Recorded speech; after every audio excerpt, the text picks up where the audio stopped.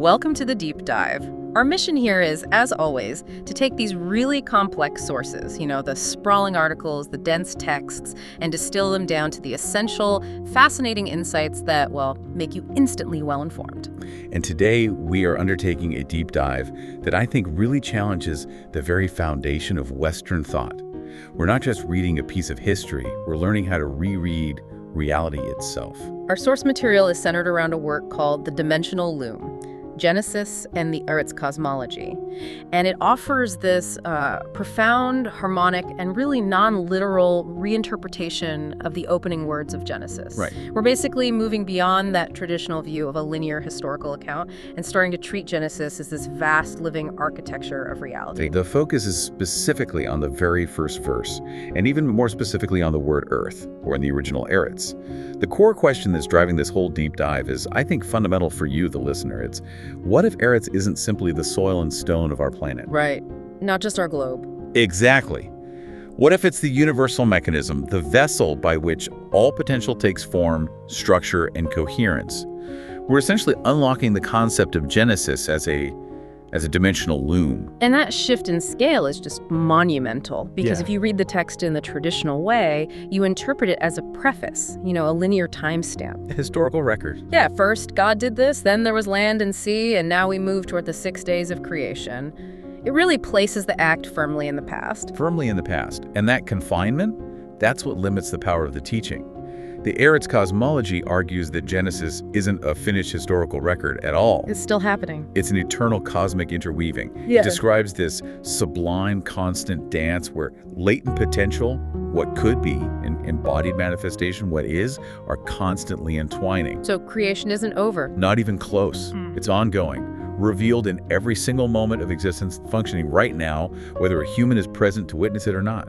Okay, let's unpack this. If we are going to look at this as a kind of operating system for reality, we need to start with the main components. So let's redefine Eretz. How does the dimensional loom actually define Eretz? Well, the first thing we have to do really is just jettison the geographic definition. We have to throw it out completely. It's not a place. It's not just a place. Eretz, in this framework, absolutely transcends geographical demarcation. It is the grand canvas of reality itself. Think of it as the ultimate manifestation domain. The manifestation domain. I like that. It's the structured place, the hallowed ground, where the boundless, ineffable divine breath, that pure infinite potential, condenses and resolves into the palpable tapestry of form and substance that we perceive all around us. Okay, so if I can use a simple analogy just to ground this for the listener, if I'm creating a piece of software, the ideas, the functions, all that stuff, that's the potential. Eretz would be the physical hardware, the chip, the screen, the case, that takes that intangible code and gives it a functional, bounded place to run. That is an excellent way to capture the essence of it. Eretz is the material, yes, but more importantly, it's the principle of material structure. The principle itself. Yes. It's the inherent capacity of the cosmos to receive the boundless and render it bounded. And so Genesis, therefore, emerges as this vast dimensional living architecture where threads of potential are constantly being woven into the fabric of time and space. And this is so crucial. The creation isn't a single eruption that happened billions of years ago. It's an ongoing revelation. Precisely. It means that the universe is constantly in a state of genesis right now. Exactly. It's a living process. And the implication of that is that we are not just spectators. We are inheritors of this divine loom. We actually participate in its weaving with every breath, every thought, every deliberate deed. The cosmos isn't a static museum. It's an everlasting symphony that continues to unfold across eons, and Eretz is the physical orchestra that is playing the notes. That immediately forces us to look at the primary relationship that sets this entire architecture in motion, this foundational polarity, the dance between the heavens and the earth. This is the first moment described in the text. It's the instant when the void yielded to the word, establishing this foundational polarity. We have to distinguish between Hashamayim, the heavens, and Haaretz, the earth. And they're not separate kingdoms. No, not at all. Yeah. They are two necessary active poles of a single continuous current. So let's define the heavens first. What is Hashamayim in this new cosmological context? Because it's obviously not just the sky with clouds. No.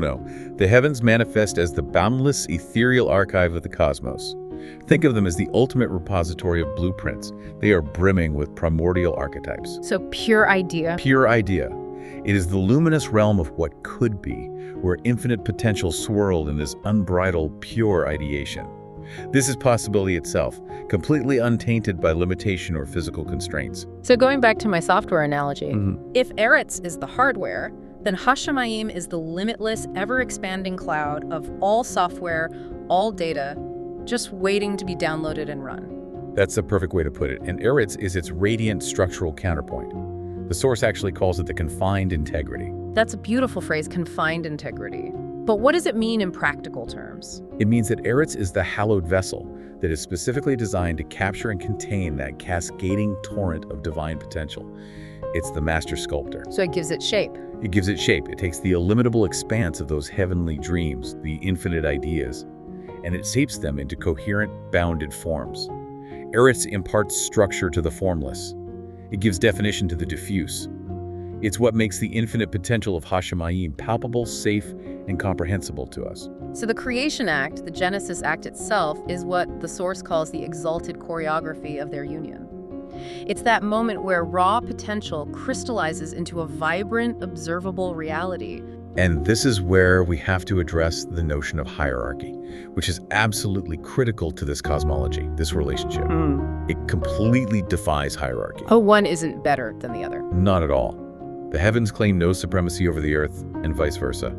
They are harmonious counterparts, mutually indispensable to the fulfillment of existence. The cosmology elevates this bond as the sovereign framework of being, the foundational pillar that sustains the entire grand design of the universe. I can see why the critique noted the need for analogies here, because if one is infinite potential and the other is finite structure, it feels inherently unequal. How does the source material argue for their equal necessity? The source uses a really powerful metaphor: respiration, breathing. Okay. Envision the eternal rhythm of your own breath. The indrawn breath, the inhalation that summons the vast horizons of possibility, drawing in the ethereal essence of creation. That's the influence of the heavens, gathering potential. And the exhalation would be? The outdrawn breath. The exhalation bestows the gathered potential upon the world. It releases waves of manifestation that ripple outward. That is the essential function of Eretz, anchoring that potential in form. But wait, if the heavens are infinite possibility, how can they not claim supremacy? I mean, doesn't the source material address the risk of Earth feeling, limited or constrained by its structure? It addresses this by pointing out the absolute necessity of boundaries. Without Eretz, the source warns, those heavenly dreams just dissipate. They vanish. They become what the source calls intangible phantoms, mere whispers lost in the ether. Like a brilliant idea for a novel that you never actually write down.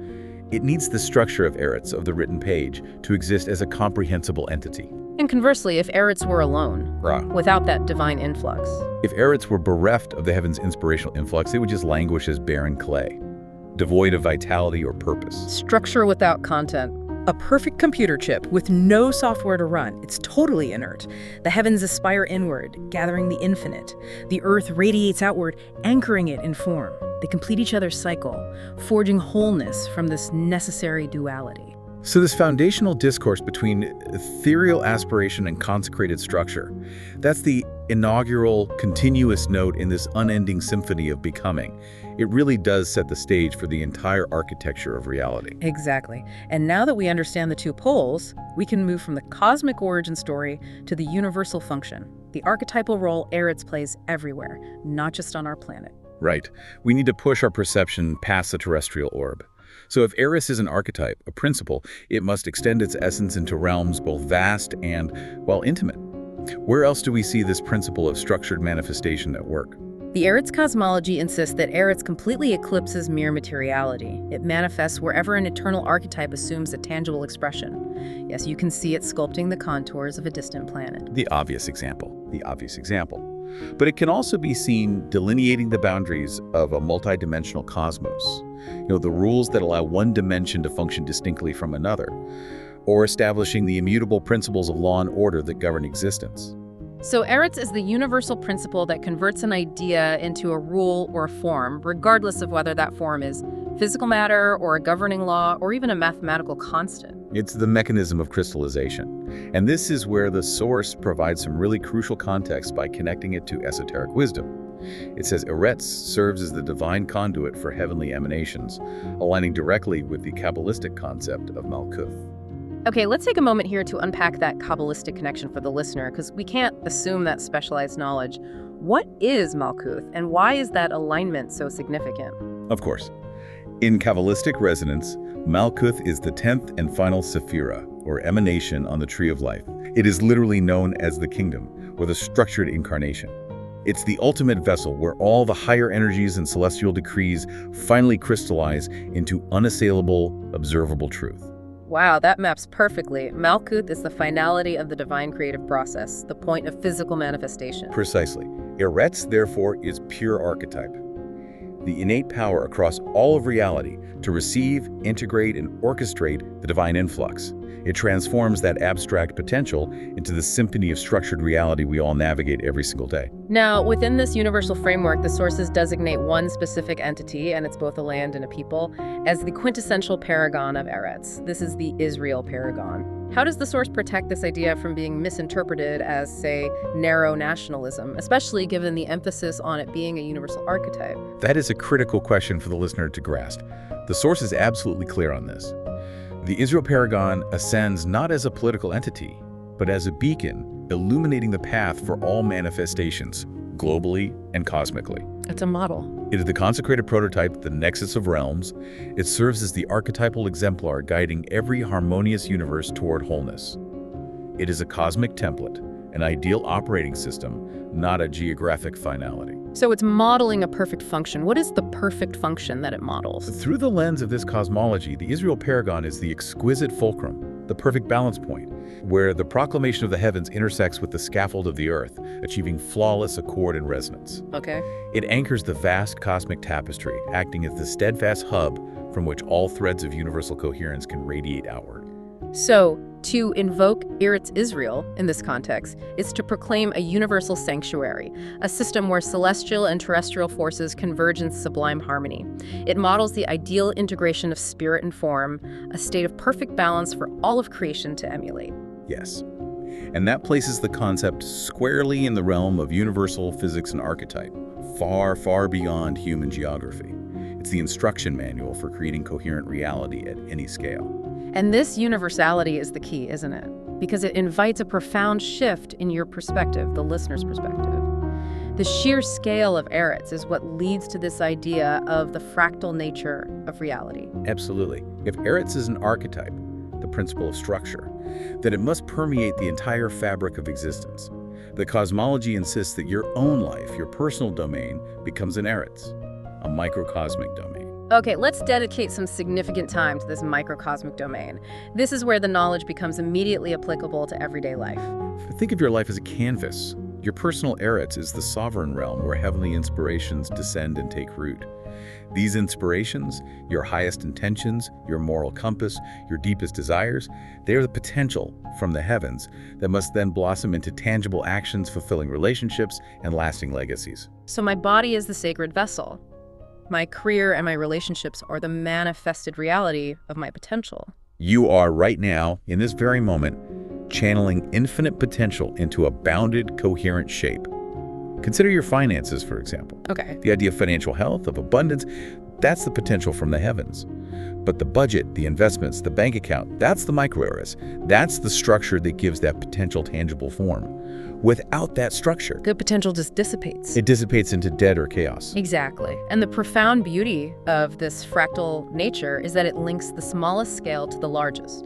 So the same laws governing my decisions about my personal budget are, in some way, governing the birth and death of galaxies. Exactly. Entire galaxies and dimensions operate as grand Eretzes, these vast vessels for the infinite to express itself in ever-unfolding patterns. Yeah. This fractal repetition underscores the interconnectedness of all things. The same divine breath that animated the primordial void now flows through every atom, every thought, every star. So you are a localized, living performance of the same universal law. The microcosm perfectly mirrors the macrocosm. You are. Now, to help us truly grasp and organize this incredible scale, from the personal all the way to the universal, the sources break down Eretz into what they call the tripartite magnitude. This is the structure that really helps the listener process such complex information. Yes, Genesis requires us to recognize Eretz across 3 harmonizing magnitudes or scales. And these 3 scales are perpetually interacting and reflecting each other. The first, and I guess the most easily recognized, is the orb Eretz. This is the planetary orb itself, our Earth. But in this context, again, it's not inert rock. It's described as a pulsating, sentient globe upon which we tread, animated by these vital geologic rhythms that echo the heartbeat of the cosmos. It's alive. It's alive. Orb Eretz serves as the intimate cosmic theater, the physical arena where the drama of life unfolds in vivid spectacle. It's a living testament to the divine's manifest artistry. It is the large-scale, shared vessel for all of us. Then we zoom in to the scale we just discussed, the micro Eretz. This is the individual, your sovereign realm. Micro Eretz is the intimate scale. It encompasses your body, which is the immediate vessel, your soul's manifested reality, which is your character, your intellect's horizons, your relationships, and the trajectory of your life's purpose. It's the whole package. It's everything that makes up your reality. It is the intimate palette upon which your unique symphony of archetypes assumes vivid, tangible contour. It's how you transform your inner potentials into outward expressions of being and ultimately your legacy. And finally, the largest guiding scale that informs the other 2, the Israel Paragon. This is the transcendent archetype. As we discussed, it sustains the ideal vibration of sanctity and coherence across all existences. It is the cosmic template, the flawless blueprint. The goal state? The goal state, yes. The Israel Paragon embodies the macro Eretz, envisioning a universe where every facet, every star, every soul, every system attunes seamlessly to the divine chorus, forging an ideal state of resonant unity. So we have this fractal motif then. The orb is the arena, the micro is the performer, and the paragon is the eternal script. Or maybe the ideal performance to which the others aspire. Indeed. It's world, vessel, and ideal in sublime unison.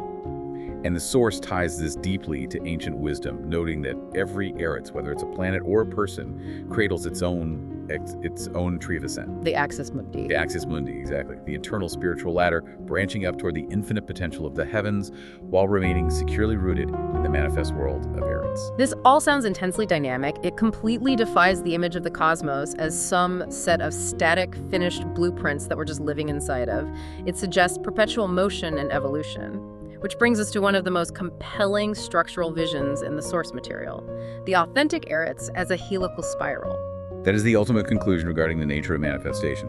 The cosmology proclaims that the true Eretz is not an immutable monolith or simple flat plane. It is a majestic helical spiral, alive with perpetual motion and divine intent. Always moving upward. Always moving upward, always integrating the new. Why a spiral, though, rather than, say, a circle or a straight line? Well, a circle implies repetition without advancement. You just keep going over the same ground. A straight line implies linear progression without any integrated complexity. Right. The spiral is different.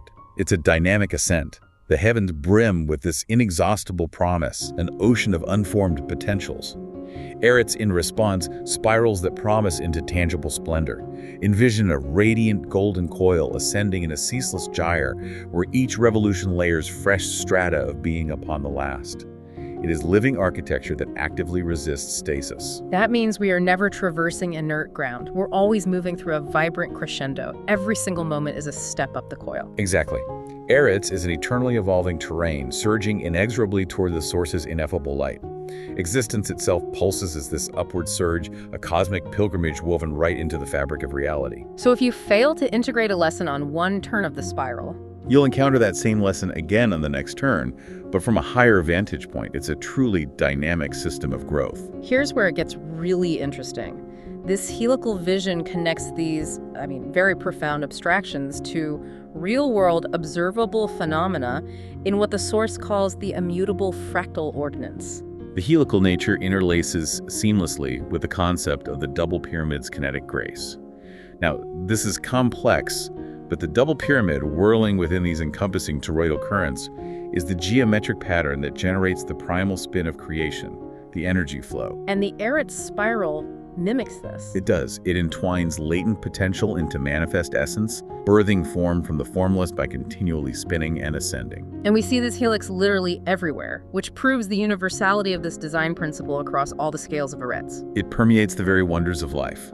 Consider the elegant twist of DNA, which encodes destiny and defines form at the micro-Eretz scale. The code of life itself. Look up at the galactic arms spiraling stars into being at the orb Eretz scale. Observe the nautilus shell's logarithmic grace in nature. And, perhaps most intimately, look at the vertebral ascent of your own spine.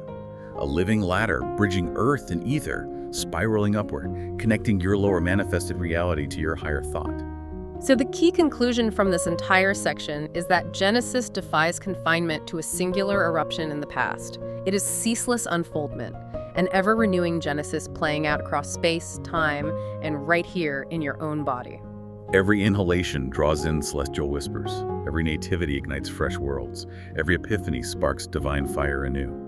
The cosmos eternally threads its essence upon this dimensional loom, inviting all of us to partake in the sacred weave. The system is designed for continuous growth. And that sense of invitation immediately pivots our deep dive into the practical implications, the ethical mandate. If we're traversing this dynamic, spiraling reality, what is our role? We can't just stand on the sidelines. We have to realize that we are standing on the loom itself. The imperative resonating through the core of this cosmology is stark and unyielding, and it's captured in this one directive. The ink is wet, the pen is in your hand. Write the future. Wow. That immediately transforms us from passive observers to active participants. If Eretz is reality's grand canvas and we are micro-manifestations, then we emerge as these exalted co-authors in the eternal saga. We are granted the ability to shape the next layer of the spiral. How does that mechanism of co-creation work? It's clear. The celestial respiration, that infinite potential from the heavens, furnishes the glistening ink. We grasp the quill, empowered to inscribe destiny's arcs. Our contemplations, our utterances, our endeavors, they all become luminous strands upon the loom. Every single choice is a brushstroke in the evolving masterpiece of existence. So if my thoughts are the thread, what happens when I align my action with the highest principle, the paragon, versus when I resist that direction? The source material gives us a clear delineation. Alignment means inhaling that sacred rhythm, dwelling in symphony with the heaven's boundless dream and the earth's consecrated form. When we achieve this harmony, we craft motifs that echo the celestial archetype. So we're weaving coherence and harmony into the fabric of being. We're making the loom stronger and more beautiful. And resistance. Resistance knots the weave. It occurs when the micro-Eretz chooses a path based on fear or limitation or confusion, thereby distorting the divine pattern into these tangles of discord. Every action either cleans up the loom by creating harmony, or it creates a painful knot that must be addressed on the next ascent of the spiral. And this ethical imperative is amplified by the tripartite scales we talked about earlier. We have a mandate to exercise stewardship across all three of these domains simultaneously. Let's break down the responsibility for each scale. Let's start with the orb Eretz, the planetary scale. Our duty here is to be vigilant guardians of the physical orb.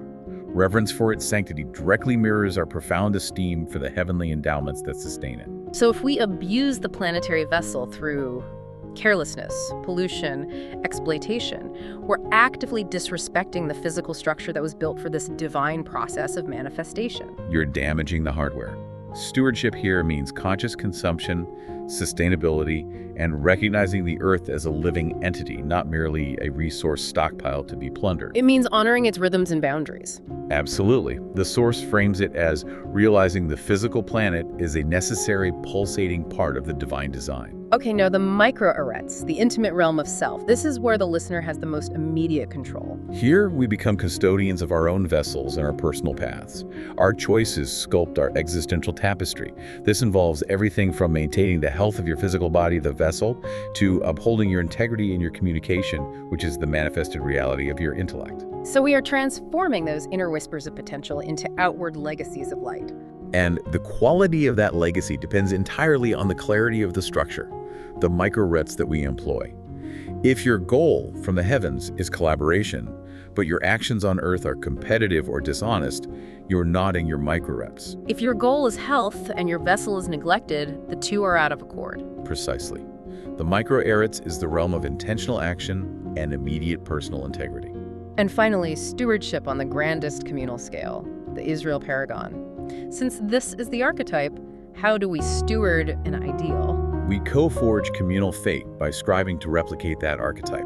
This means birthing realms and societies that mirror the divine mold, where souls and communities pulse as unified symphonies of purpose and grace. So it's about prioritizing collective coherence and the rule of law that reflects universal principles rather than just transient human desires. It's about building systems that honor the loom's sacred design. The ethical call, then, transcends mere survival. It urges lives of intentional artistry across all three scales simultaneously. Demanding we act as conduits of the divine potential. Exactly. Ensuring that our local reality, our micro, and our shared environment, the orb, are structured to reflect that universal template, the paragon. Now that we've established the structure and the mandate, let's widen the aperture one last time.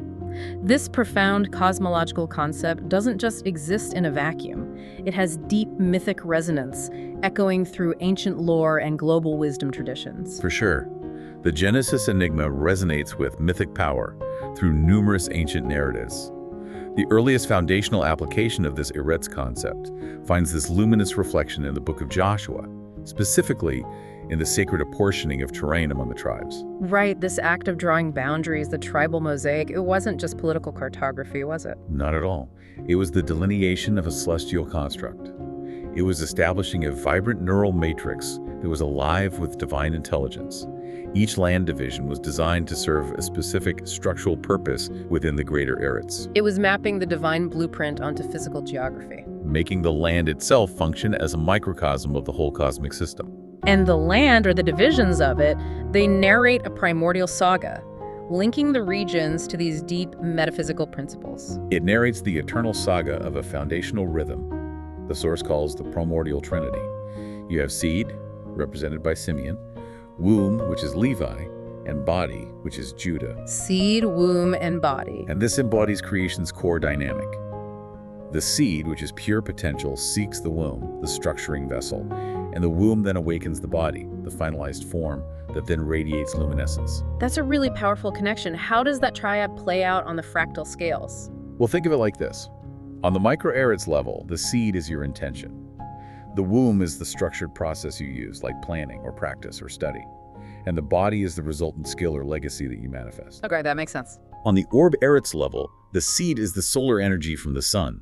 The womb is the atmosphere and the geology that shelters and processes that energy. And the body is the vibrant ecosystem that results from it. That triad recurs eternally, linking those ancient divisions of land to fundamental metaphysical principles of manifestation. Furthermore, the cosmology anoints Eretz's expanse as a vital epidermis, pulsing with sentient vitality, its lineages a luminous lattice of paired luminaries. Can you explain that vital epidermis's metaphor in more accessible terms? The epidermis is the skin. It's the living boundary. Eretz is the living boundary between the heavens and the depths. The source goes into detail on the symbolism, noting that this epidermis aligns with Jupiter's encircling auras in antecedent revelations. Jupiter's auras, what's that about? Jupiter, in ancient cosmology, was often seen as the great protector and expander, the boundary regulator. The epidermis of Eretz functions like that. It's a sentinel boundary that safeguards the inner sanctity of the planet while simultaneously perceiving the subtlest cosmic currents. So it's a protective filter and a sensory organ all at once. Exactly. The lineages of creation, the structures and connections, interlace as vibrant filaments, fusing geography's contours, vitality's rhythms, and stellar order's grandeur into one unified living skin. And importantly, this deep resonance extends far beyond the Judeo-scriptural bounds. This isn't isolated to one system of thought. This is a universal language being spoken here. Absolutely. The Eretz archetype echoes globally. Consider the Mayan world tree, which bridges the underworld, the terrestrial realm, and the celestial spheres. Right. Or the Norse Igrijal, the ash tree that entwines 9 different worlds, again, structuring disparate realms into a coherent framework. Or the indigenous concept of the Earth Mother, who nurtures and structures all life. All are universal testaments to Eretz's helical dance, the necessity of a structured living foundation for the heavens to manifest through. It shows that humanity, across all continents and all epochs, has grappled with and articulated this same fundamental idea, that existence requires a structured, receptive principle. The Earth, the Mother, the tree to ground infinite potential from the heavens, the Sky Father, the celestial spheres. This brings us to the final cosmic invitation, the culmination of this entire deep dive. How should we view the beginning of Scripture now, knowing that we are dealing with a dimensional loom? The invitation is to expand our temporal and spatial horizons. It implores us to perceive Scripture's dawn, not as an archival assertion, a dry historical record, but as a dimensional axiom that is pulsing with eternal relevance. It is a universal truth, not just a local account. And it frees us from the constraints of linear time, doesn't it? Absolutely. The deity forges reality not in isolation or in finality. Genesis perpetually unfolds, a living current animating the cosmos. Heavens and earth entwine not as estranged dominions, but as eternal consorts in a harmonious ballet. Embracing this liberates us. It liberates us from the linear chains of a Genesis to determinist timeline, allowing us to ascend into what the Source calls helical chronology, where each instant brims with Genesis anew pregnant with boundless creative fire. If we connect this to the bigger picture, the ultimate implication here is that our very existences, our bodies, our relationships, our careers, are all living Genesis scrolls. We are co-writing the text as we go. Every resolved intention ignites transformative sparks. Every fellowship we forge engages the cosmic weave, co-authoring rounds of light. Conscious living demands deliberate artistry, harmonizing our micro-Eretz structure with the orb's health, and the Paragon's ideal template ensures our threads chime with the sacred symphony. And neglecting the personal vessel or the planetary orb Warps the fabric into shadows. Venerating them fortifies it with enduring radiance. So this entire deep dive has really been about recognizing Eretz as the grand canvas, this chalice imbibing infinite breath. We've seen the non-hierarchical eternal partnership of heavens and earth, and the universality of Eretz echoing across three fractal scales: orb, micro, and paragon. And the critical takeaway for you, the listener, is the personal mandate. You are a micro-Eretz co-authoring reality on a helical spiral of growth. That demands deliberate artistry and intentional structure in every single facet of your life to maintain harmony with the divine mold. The Heavens-Earth saga endures in perpetual composition. The ink gleams fresh, awaiting our inscription. And the source material provides the perfect provocation here for all of us. It does. Given that Eretz is the consecrated prototype that models ideal integration for all creation, and that your own life is a micro-Eretz operating on the very same fractal principle, we have to ask, what specific aspect of your current life, be it a relationship, a career choice, or a legacy you wish to build, will you consciously redesign this week to ensure your spiral ascent remains in flawless accord with the highest archetypes? So what does this all mean? We'll leave you to consider that for your next deep dive.